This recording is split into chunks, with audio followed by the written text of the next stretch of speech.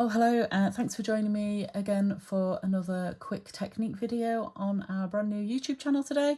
Hopefully you can hear me a bit clearer now. I'm trying to talk closer to the microphone and be a bit louder. What I've got today is a quick technique for making a pasty background, so a little bit mixed media. I've been inspired by those images you see in like the Natural History Museum where you get insects and plants pinned to boards, so I've gone for that sort of rustic look, and I'm using a brand new fern die from the Greeteries new collection, and I'll show you a bit more of that in detail as we go along. Okay, let's get started. So this is the die set.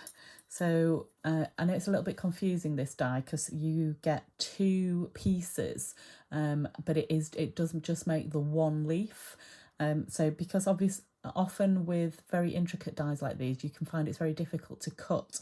So if all the pieces were in one die and you try to run it through your die cut machine, you'd get jaggedy edges or areas wouldn't cut out. So by spacing the die out into two pieces, Betsy's actually made it a lot easier for you to cut one big large fern. So what you get when you run that through the die cut machine is two layers of one leaf like that.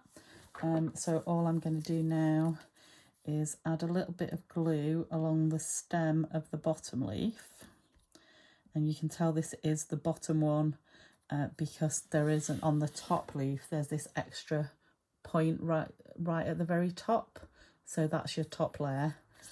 So once you've got those glued up, then it's as easy as laying one on top of the other, pressing down, and then we've got one large fern leaf there.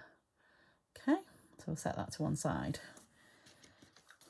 I'm just going to put a bit of scrap paper into the workspace. So this is my technique for making this pasty background. So what I'm using is Lawn Fawn's Pearl Paste, because it gives a nice shimmer, but it also isn't completely opaque, so you get some colour shining through the translucency. So I'm going to add some colour to my piece of card using some oxide inks, and you don't have to be very precise with this because you're going to mix it up a bit, but I'm literally just going to come in with Twisted Citron first, and I'm just going to splodge some colour into the corners. I'm being quite thick with it because I want colour left over when I've finished. And I'm not cleaning my sponge. I know that's really bad, but it doesn't matter for this technique, and you can sponge it off later. So I'm now just going to add a little bit of Bundle Sage, and then I am going to switch to a darker green pad, and I'm now using Rustic Wilderness. So again, I'm not being super precise. This doesn't look like a great background, but it doesn't matter at this stage. This one's a little bit dry. Hang on, there we go. So all you want is a good strong splash of colour. I'm just going to add a bit more of the Bundle Sage back into the middle and down at the bottom. Seeing I've got my fingers in it, but it really doesn't matter. I just tidy a little bit so I've got space to work. So now I'm going to take my paste and literally blob some on, being quite generous with it, and I'm going to work it into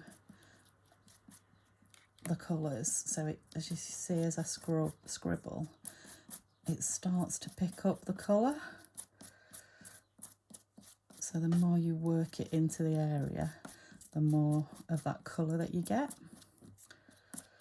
So I'm just using my tool backwards and forwards and getting some nice colour transference and some texture. So now I'm going to go over the other colour, drag it down and around, and then I'm going to wipe it off. I'm going to do the paler areas first because the darker area does pick up more colour.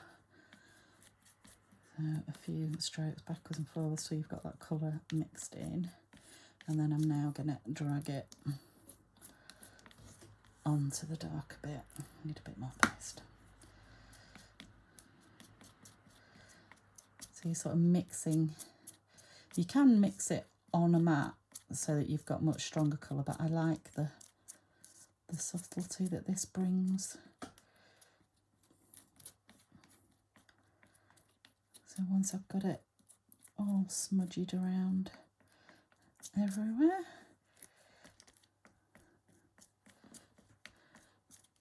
there we go. I'm now going to deliberately make some texture marks in it and swoosh it in different angles so that it looks rustic. Scrape some of this excess off the sides back on.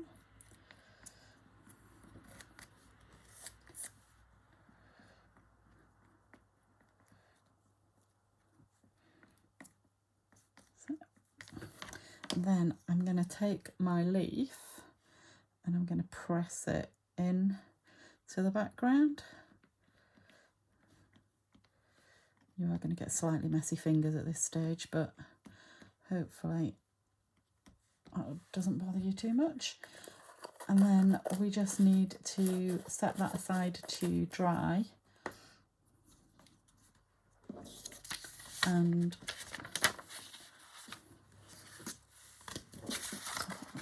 back. Once it's dry, then you can see there, hopefully, if I tilt it, you get a lot of shimmer, but you get all the nice stroke marks in the background as well. And then all I've done to finish the card off is use, sorry, put some white behind it so you can see this. I've used this punny sentiment set that comes in the new Greetery collection as well. So it's got lots of punny leafy sentiments. So things like don't stop believing, grow through what you go through, I'm rooting for you, how's it growing? So lots of things that go with all of their plant-based stamps that have just come out. So I think I'm going to go for don't stop believing for this one. Change it up from the previous one. So I was going to line that up on my block. Oops, sorry.